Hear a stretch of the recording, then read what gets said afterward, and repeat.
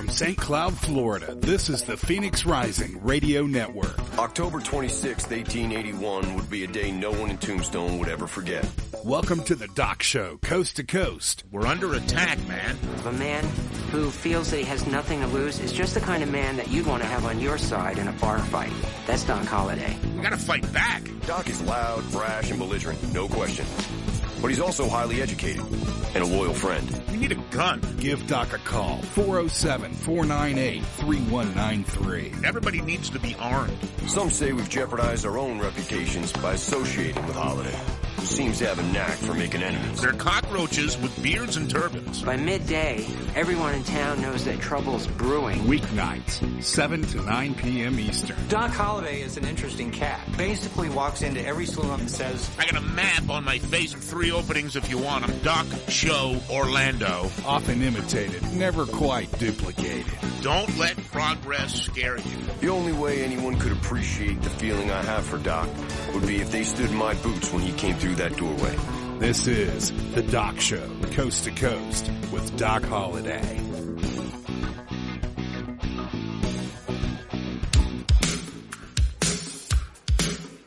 Nine minutes in front of the hour here on Monday. It's Monday the 13th. Scarier to me than Friday the 13th. Oh, so I always ask you, what did you see today that made you go? I saw something yesterday because this was Veterans Day weekend. And I remind people all the time, hey, see a vet, hug a vet. They're not going to... Not the vet that you take your dog to. No, somebody that's been in the service. Yes. Those vets are... The dog vets, strange people. They are. They're just very bizarre. And, they, maybe it was the Dallas game. But, you know, on Veterans Day weekend, and every home team, the front office, and the team organized a salute to veterans. That's pretty cool. It's going to make you feel good. And then it occurred to me, you know, a lot of football players, they're not real bright. Like Aaron Hernandez. Oh, I know. He's dead. Well, he's the one that hung himself. I didn't hang him. But they came out with that story about him, about how he had some kind of damage to his frontal lobe, and they figured, after doing some research and some scientific studies and psychological studies and all that good stuff, that that may potentially have caused his aggression to hang himself. Well, at least he did it to himself this time. I always say, man, look, if you're looking to kill yourself... Crazy stuff, man. Crazy stuff. Do it in the privacy of your own home. Well, he did in the privacy of his cell. And don't hurt anybody else. But you don't want to see... Okay, but you don't... I could care less. If you... I don't want to your endorse... life's over... I'm endorsing. I'm endorsing right now. You're endorsing suicide? If your life is over... That's crazy. But you're going to take people with you... You're crazy, man. Then, let's face it. Do you people see why I am the rhyme and reason of this show? Oh, you don't understand. My message is a good message. If you're going to do it, you're going to do it. Look, how about we stop taking cars and running into students? And how about we stop... Running into houses, for that matter. You know, how about we stop taking... automatic weapons and I understand. No, wait, you got to let me finish. I can't. If I don't finish, nobody's going to know. Okay, go ahead. Everybody that does stuff like that, minus maybe one or two, they were going to kill themselves anyway. But they felt like they had to take complete strangers with them. You know what? What does that leave? pin a note on your shirt. Just let people know you love them. And in the privacy of your own home, kill yourself. Don't go out into the public and hurt people that had nothing to do with the reason you probably should have gone to see somebody about your moods. Do it yourself. You know, if you've reached that point, there's no saving you anyway. People that, jumpers, they don't intend to jump. They want the attention. People that get out on window ledges, they're not going to jump. Do you see how scared they are? Okay, I just want to make sure you're done. I'm done.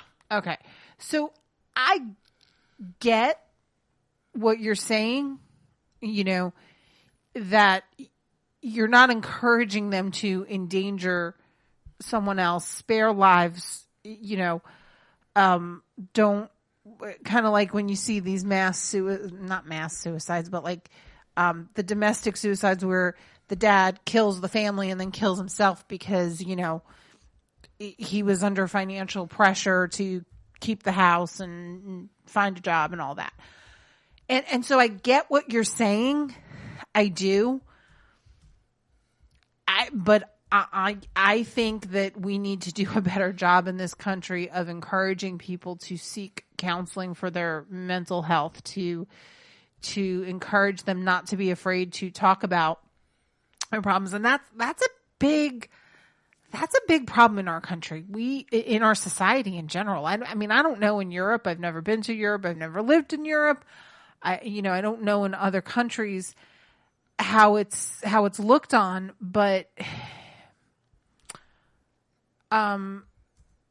here in the United States, it's like we shame people for having psychological issues. I agree with that. I don't think, and I don't think that's right. We shouldn't. But I think people that shame other people because other people may have taken an antidepressant, may have a Valium, because it stops them from the erratic thinking that you're having. Right. Here's okay. So here's the thing about this.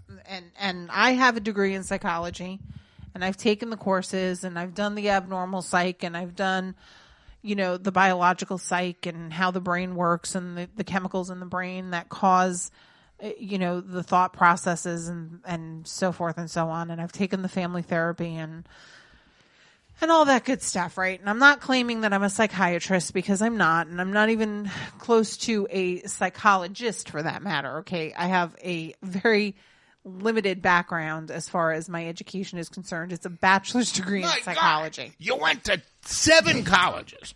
I have a bachelor's degree in psychology. In other words, I'm saying I don't have an advanced degree. That's all. On Saturday I'll flip through. She goes, would you stop it there? I'm like, why? Oh, I went to that college. No wonder you have college debt. Every college, doesn't matter what it is. Anyway, so here's when I took abnormal psych. Here's a small fact that most authors, actually, I think the book is up there somewhere too. And I think I see it. Maybe I'll get it on the break. Maybe I'll just get up after I make this statement and get it. But here's the thing. 10%. Okay. So 90%, this is a statistic in America, in the United States of America. 90% of Americans suffer from some form of neuroses. That's kind of high. But here's the thing. Neuroses is a mild to moderate form of either depression, anxiety, mental health concerns. Mild to moderate. So you lose your job, you get depressed, kind of thing. Well, that's not a true chemical depression. That goes more into correct. What the hell am I going to do? That's more stress. Correct. So that's the thing. 90% of Americans suffer from some form of mild to moderate neuroses. That's why we should all be drinking more. Okay. The other 10% of the Americans They suffer from the big guns, if you will. Bipolar disorder, manic depressiveness. I couldn't imagine living like that. Schizophrenia. Okay. Well, there's a good excuse, though. Clinical depression. Schizophrenia. You've always got 13 other people to blame. Well, that's multiple personality disorder. Believe it or not, there's a fine line difference between either one. Two. I'd love to have another personality I could blame. But that's the thing. What was that movie? Was it Agnes of God? I don't know. I never heard of it. Oh, there was a movie back in the 70s. No, Sybil. I'm sorry, Sybil. It was Sybil. Did you ever see Sybil? Yeah, Sally Field? Yes. Great movie. It was actually based on a true story. Yes. Great movie of someone who suffered from multiple personality disorder. And we actually watched it in one of my classes. Very, very true representation. Was the movie any good? Yes. I thought it was excellent. Yeah, I did. I'm sure it's Maybe on Amazon. I was going to say, we could probably find it and watch it one day.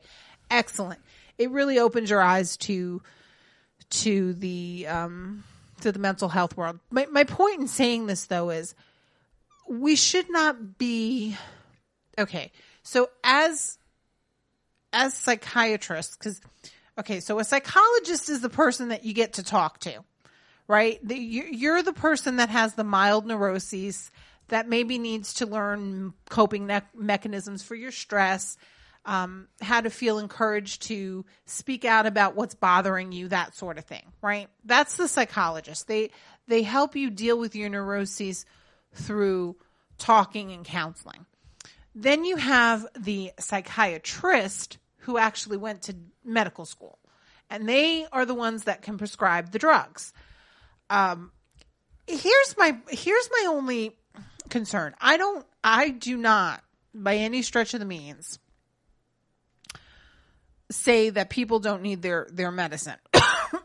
Okay. What worries me, though, is that we become so quick in our society to pop a pill for everything. And so if you go to, you go to see a psychiatrist and you happen to mention that you're a little bit depressed, unfortunately, sometimes psychiatrists are like, oh, you said depressed, here's a Xanax, here's a Prozac, here's a this, here's a that. It's not that easy. But it's easier than you think, unfortunately, Doc. And the reason for that is because it's a money-making business. And it's a money-making business, and I'm not saying all doctors, please. I'm coming with a disclosure on this. Not all psychiatrists are like this, okay?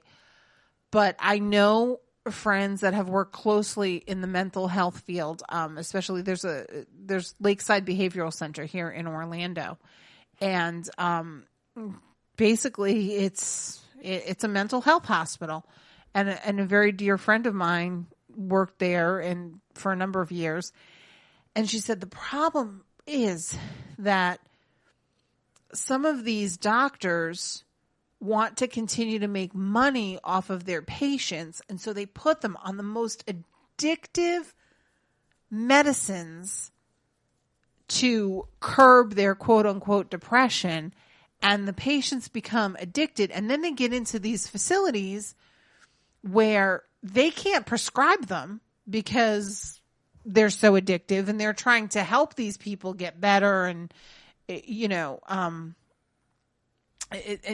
for whatever reason, they can't prescribe them right away because there's not an intake. There's this, that, and the other thing.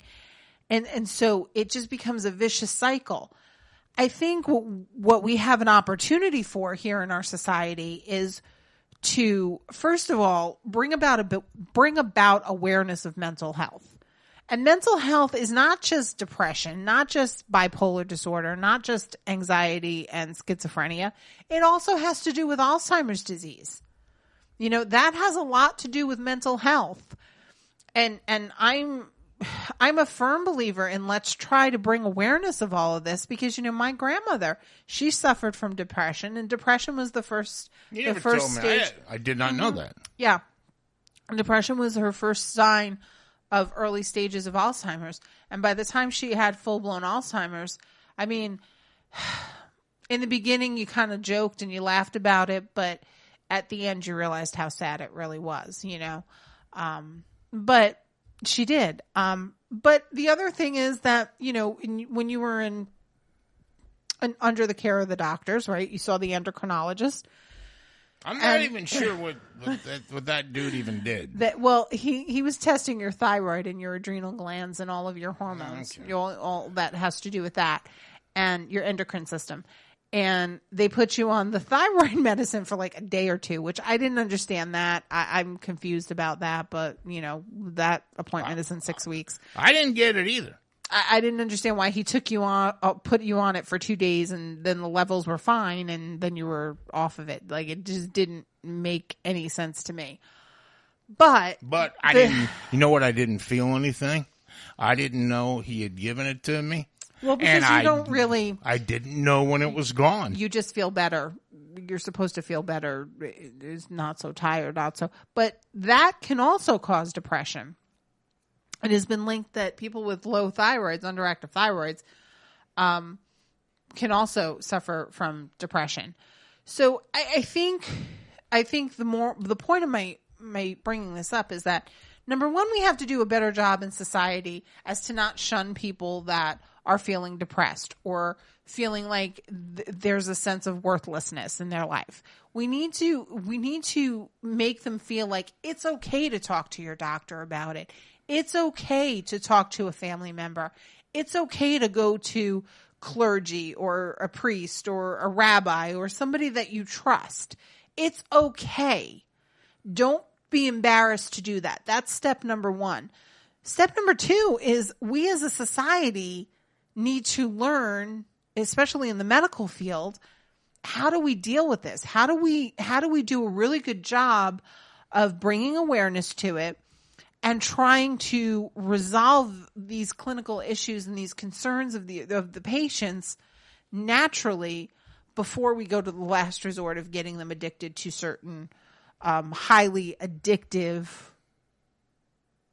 psychiatric medication that can, for a lot of people who take, Prozac, for example, they become a zombie-like. And because they're tired and they're lethargic and they just don't function. And that's what some of these medicines do. And so I would just encourage all of us to, don't be afraid to talk about it in your family. Like, that was a big no-no in my family. When I started going to school and I was studying all of this and I came home and and this is a danger of the going to college. College, it is. I started to analyze every one of my family members. Ooh, yeah, and I had every disease in the book too. Don't get me wrong. I was depressed. I thought I was bipolar. I mean, I had it all. I've never been on any kind of psychiatric medicine ever, and I have seen a mental health counselor for counseling in the past, just to talk it out and try to get different coping mechanisms, if you will. But it's just crazy, it's crazy how the big pharmaceutical companies, Almo just said that actually. It's big farm, baby. Big farm. He said he'd like to address this tomorrow when he comes in because he learns a lot backstage at those conferences that he does the videos for. And it's true. Well, he's got to find a reason to bring it up. If they can, we'll bring it up tomorrow. Don't you worry, Almo. But if these pharmaceutical companies can get doctors to prescribe these drugs, then they're going to. And so my point is that, we have to do a better job. We have to not be ashamed that everybody gets the blues every once in a while. And we have to do a better job of a society and coming together and making people feel that they're not alone, number one, because they're not. Everybody has gone through this at some point or another. Number two, don't be embarrassed to talk to a mental health counselor or a psychologist. It's okay. You're allowed to. You don't have to have ADHD to go to a psychologist. You don't have to have a clinical diagnosis. And then the other flip side is that the pharmaceutical companies and the doctors need to do a better job at trying to get to the core of the problem. And if there truly is a chemical imbalance, then let's look at the medicine. But if it's truly just something that is a low moment in life that can be talked through and you can have certain coping mechanisms to help get you through it, then let's start there. Let's not drug up our society to be zombies. That's my story. I'm sticking to it. We do have a phone call. Okay, let's take this phone call. Okay, let's take this phone call. I wouldn't want to depress this person. No. Hello, you are on the air with Sam and Doc. I got bumped from that last segment. What's that? I said I already need counseling from that last segment. God. What? Well, I am so sorry that bothered you, Rob. It didn't bother me. I was calling about the brandy. Heck, I didn't know we were going psychoanalyzing everything before we got to that. Oh, we're talking about the pumpkin spice? Pumpkin spice? Yeah, that too. The Baileys? Hey, man, let me tell you Not brandy, something. Baileys. I barely said a word. It wasn't me got you all depressed. It was her. Oh, I'm not depressed. So God, that was like nails on a chalkboard. And why? What's that? Well, first of all, turn him up. I can't hear. I'm trying to keep you balanced and him balanced at the same time. Considering that Well, talk into your mic there, Holiday. I have my lips on this mic, and my levels are too low. You sound hollow. That everybody does. There you go. Okay. No, not really. Yeah, everybody does. I'm a audio expert. So anyway, what? I didn't realize we were going to do a psychology rotation. Well, then don't call the damn radio station. The hell you think? I have to just talk about what you want to talk about? Now, Say that. what did I say? And if it wasn't me, then tell me. What did I say? What did Sam say? It wasn't. First of all, Doc, I wasn't aiming this at you. Well, I know. He's aiming it at me, and that's okay. I can take it. I'm a big girl. I got big girl pants. And now I will back up, and you two can hug it out. Okay, so what's going on? What bothered you? Oh no, you started to go on with your degree, and I'm thinking like, okay, you probably need a degree with the people that you deal with every day. Kind of get that part of it, but this conversation went off in a totally different direction than what I was calling in for. How did we You ended the break with, hey, let's talk about holiday brandy. So I thought, oh, cool, and then y'all come back and Sam goes on a tangent. But I don't remember how we started it. Well, see, the bottom. How much brandy have you had today? I haven't. See, the thing is that the break still has time, so Yeah. when she makes her point, then I'll say, okay, what was it you were so excited about? That's how radio works. But when your partner is talking with conviction and feeling, whether I think she's right or wrong, doesn't matter. You listen I'm sorry, to them. am I being sensitive tonight? No, it's okay. No, you're being a bitch. Wow. You are. I'm not going to lie. It's okay, Rob. Wow. It's really okay. Well, he's all mad because he found out he didn't win the football pool. Huh? What? This week? No. Where'd you get that from? Because you asked me. I asked you who was in the lead. Yeah, It only took you 48 hours to get back to me. well, that's who was in the because lead. I had things to do. And I wrote it down for him this week, too. Oh, come on, Doc. What did you do yesterday? We had a very nice Sunday. Yesterday was about watching football. That's man's day. That's true. That's our. It is a football fun day Sunday up in here. It is. Okay. I mean, I can't even lie. Like, Sundays during football season are designated to just be a bum. We don't go anywhere. Okay, I get it. It's all about the football. Baby. Yeah. Yeah. Fun Saturday, we went on a tour, though, of Hobby Lobby. It was quite the experience for Doc. I saw your video of the person flipping their sign. But Doc never experienced something like Hobby Lobby. Have you, Doc? No, I can say I may not ever. So does that mean you're not going back? No. Besides, it's more fun to sit at home and watch the Gators lose again in the most amazing high def you're ever going to see in your life. And listening to their fans make their excuses. It was wonderful. And then, I had a show at 6 o'clock I had to be ready for. Do you think Chip Kelly is their answer? No, Scott Frost is their answer. You are going to sell out UCF. No, I'm sorry. You know what? He's the Sam, best. To be honest with you, Scott, I agree with Doc. I actually think Scott Frost is a better candidate than Chip Kelly. Well, that's not what UCF. Well, that's not what the Gators need. You get a guy like Scott Frost, who obviously knows how to recruit too. Very important, and he could bring pride back to Gainesville.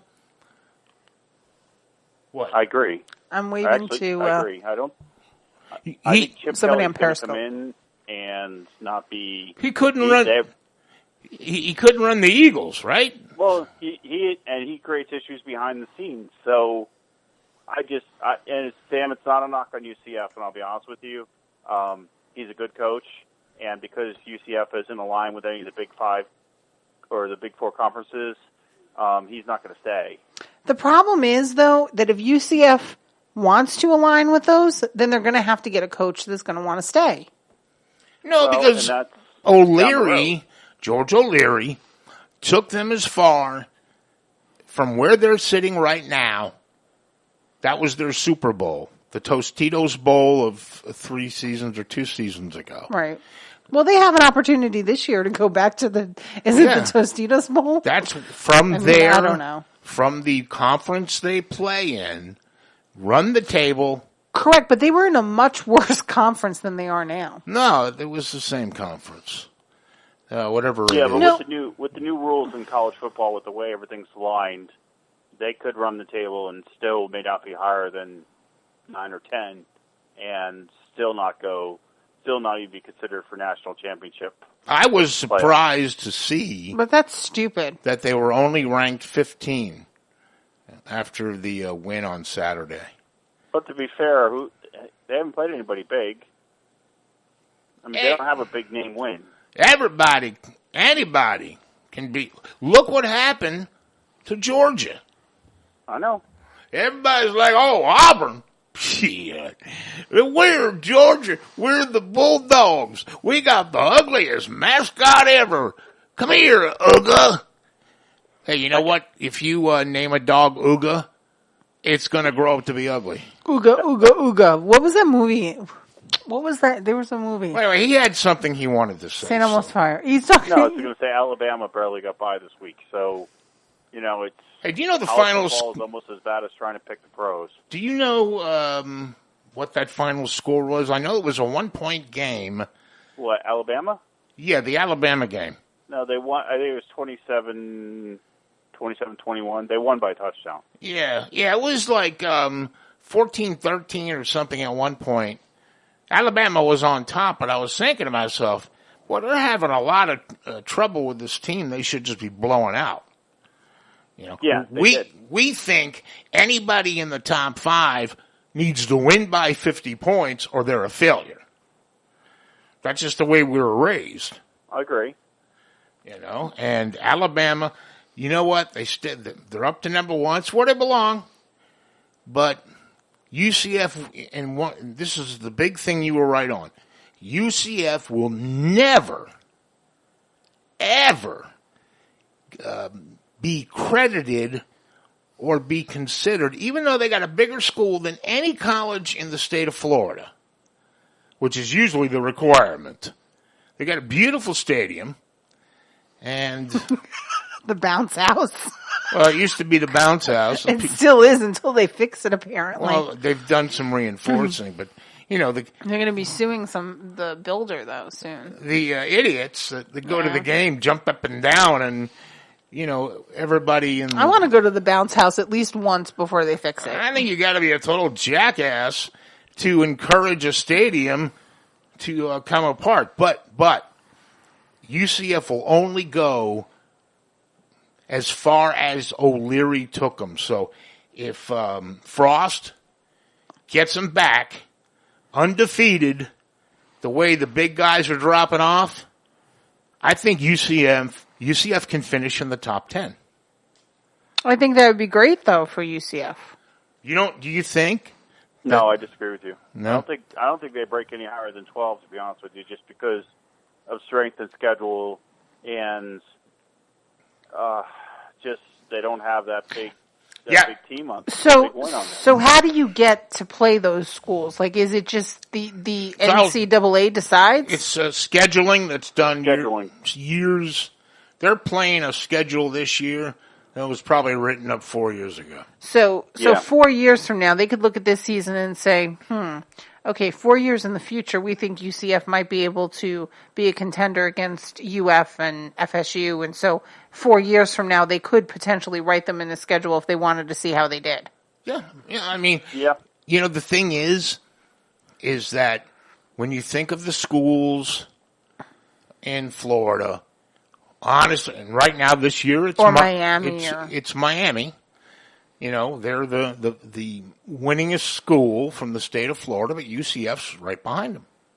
Well, and the other thing too is that the problem with UCF, Sam, is that it doesn't have they're not established well enough in the football world right now as far as wins and losses and stuff like that. That these big schools want to schedule them because with the committee looking at strength of schedule and out of conference play, UCF not this year, but at one point could have been like an early easy game, like Florida State plays, like I don't know, some Catholic college somewhere, like using that as an example. So people aren't going to be as anxious to schedule UCF because of what they were in the past, and that's the problem. I'll tell you this. Unfortunately, FSU, and they do it to them every year. This year they had to play number 1 Alabama to start the season. First half was an okay game. Alabama did their thing. They win. And then FSU is not coming back. They're going to be they're not going to be anything this year. No. But, for the first time since I've been here, that Florida will not be in a bowl game. That's some crazy stuff. I did the math. I'm looking, and they lost their 3-6 with 2 games left to play. The best they can do is win 5, and you have to win 6 games. So basically, you're looking at the only teams possibly being in a bowl are UCF and Miami? Correct. Yeah. And then the other thing that may save UCF is there was a report today that Scott Frost wants to see this all the way through to the end.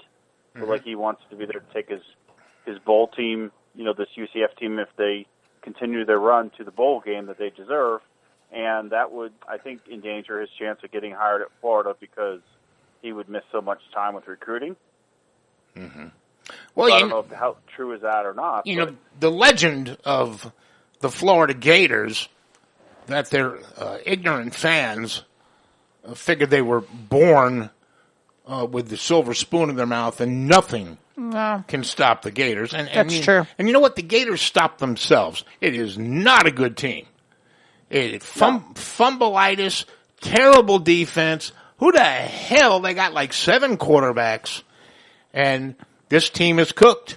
The thing is, though, that, when you're looking at getting recruited to be a college coach, the other thing you have to look at is, I think potentially he could see it through because why wouldn't you want a bowl win underneath your resume?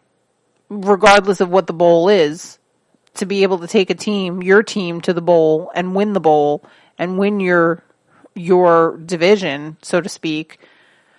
That's a thing for resume.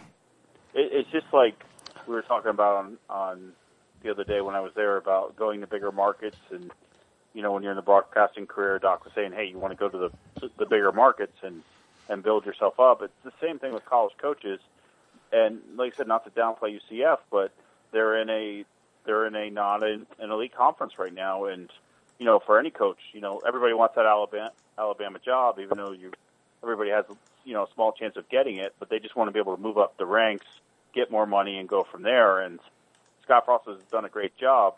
What nobody's saying is that, besides Florida, like a team like Nebraska or somebody could wait for him, but somebody's going to throw money at him on the offseason, regardless.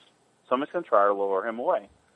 If he runs the table this year, gets into a decent bowl, and does it again next year, then he doesn't have to settle for what's about to become a perennial loser for the next 20 years, the Florida Gators. But here's the thing. Our Gators, it took Scott Frost, to be fair, 2 years to build this UCF team. So our Gator fans going to be that patient to give him 2 years to do this? Look what they got now. Look what they had. Look what they had last year. That. You know, I mean, are you going to be patient? You don't got any choice. You know, you're 3-6, and you embarrassed yourself against South Carolina. I was sitting there wondering, I wonder which team Steve Spurrier's rooting for. But I mean, South Carolina just kicked their ass all over the place. Matter of fact, it's been happening all year. And just to show how far the Gators have fallen, when they played Georgia, it was beyond a rout. It was, well, there were fights after the game, but I mean, you know, at that point, that's where the light bulb goes off, and we suck. That's when you got to say it. We suck. Florida State. You know, what happened to Jimbo? You know, all off season. Oh, Nick Saban's going to retire, and it looks like they're going to go after Jimbo Fisher. Well, how about getting your ass out there and doing some recruiting? Because this team, the Florida State team, can't tackle anybody. You know, the big bad Florida State defense is just bad. Look how UCF is built. You know? True. It's balanced. Frost has, and I think the way he's talking to these kids, plus he's a young guy. You know, even if he's over 40, he looks like he's in his 30s. And he's cool, and the players trust him. You know, O'Leary's last year, even though he did more for UCF football than any coach ever has, got him the stadium, got him some national awareness, took the undefeated team to the Tostitos Bowl, and that's a big bowl, because once every 4 years, that's the championship game. They rotate it around. Yeah. And so, you know, in the next year, well, in the offseason, all his players went to the NFL. So he was dealing with... and his players didn't like him either. Holy crap. Well, and he got fired. Yeah. But he got paid. Oh, sure. You know. He said, I'll walk. Go ahead. Give me my money, though. Give me my contract. Pay me out. You know, fat paycheck. All right, so anyway, let's get back to what you originally called for, which was to talk to Sam about her take on mental health or about this car that ran into a house. No. It was about a robber. A robber? In the liquor store. Okay, go ahead. Okay. So, and it wasn't brandy. It was Bailey's. Shows you how much our listener, Rob, listens. I'm telling you. Okay, I'm going to put you on hold for a second, Rob, because I'm going to play the clip. But basically, it's happened in Purcell, Oklahoma.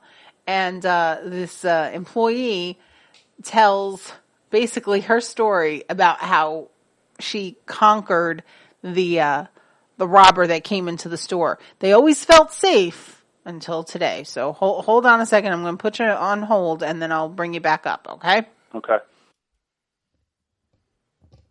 Okay, here we go. All right. Can't wait to hear this. It's the biggest build-up any story we've ever had. I know. I heard it the other day, and I'm thinking to myself, I don't need that. Actually, I don't think. You know, I love me some pumpkin spice. I am the pumpkin spice queen. I'm the guru. But I never knew that it had this use. It's fascinating. I know. Is how these two employees of Butcher's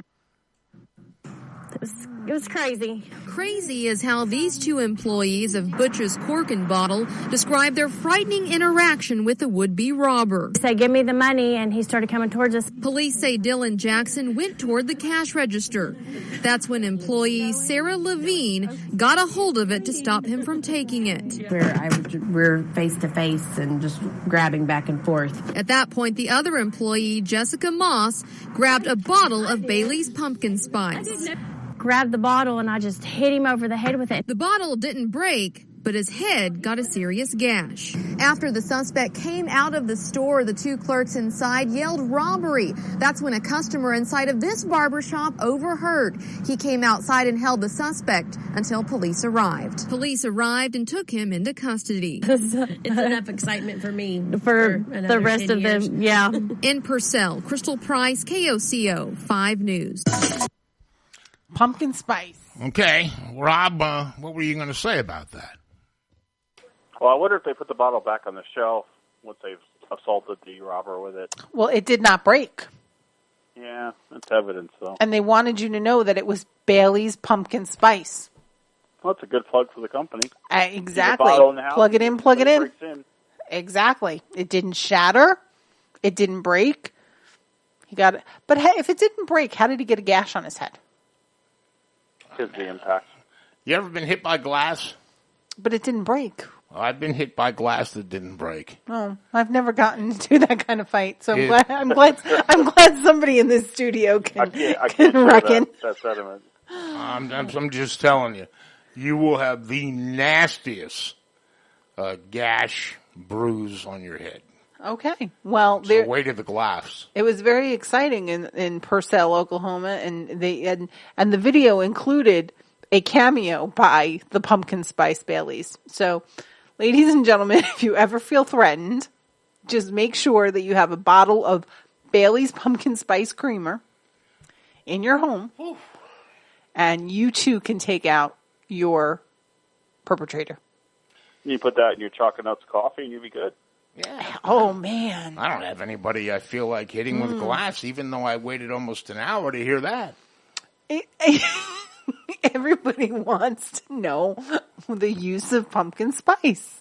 I just thought it was funny because they just kept plugging that it was Bailey's pumpkin spice. Like it was like they were making a commercial for Bailey's pumpkin spice, and they could care less about the burglar. Hey, it's slow news day in Oklahoma, I guess. Slow news day here, I guess. Anyway. Is that all, Mr. Rob? Wow, you are cranky today. No, he's actually in a good mood today. What are you talking about? Cranky towards me? No, I said, is that all? Yes. That's called being polite. He'd like to know if you have anything else that you'd like to add to this fine show. And not just cutting you off, just to say, was there anything else? Because I do have to get to a break. I'm in a very good mood today. We'll see you on Wednesday. Yes. Good night. Goodbye. Oh, well, No. I'm just saying I'm going along with it. Okay. Well, bye-bye. See you on Wednesday. Yeah. Okay, that was weird. You know what I've just discovered? I think we hurt Rob's feelings. I can't even be nice to people. So why do I bother? Get the hell off the phone. That's what I should have said. Let's take a break. We shall return. This is the Doc Show. With Bam Bam Sam. And she's the one that came up with that, by the way. It made you wait an hour. Well, coming up next. Psychological discussion was very good. He didn't like it for some reason. No, but you did. I found what you had to say very interesting. I found it interesting, too. Rob's a different guy. Everybody's different. It's okay. You know? It wasn't like I was analyzing President Trump. I was just saying, hey. Trump's not crazy. But he scares me that he's so much like me in his thought process. It scares me. And his sense of humor. Dude, minus the $4 billion, he and I are almost twins. And not on the outside, on the inside. I do want to ask you when we get back from the break what your take is on the Pope and his cell phone concern. Do you think he's a little high strung? Save it. Save it for the break. Save it for when we come back. Okay, well, we only got a half an hour left in the show. That's so okay. I want your intake on it. I want your take on it. I'd be happy. Okay. To tell you what you think about Pope Francis and his cell phone issues. Your left-wing Pope and his problems. Okay. And we be gone. We get right back to you. Right.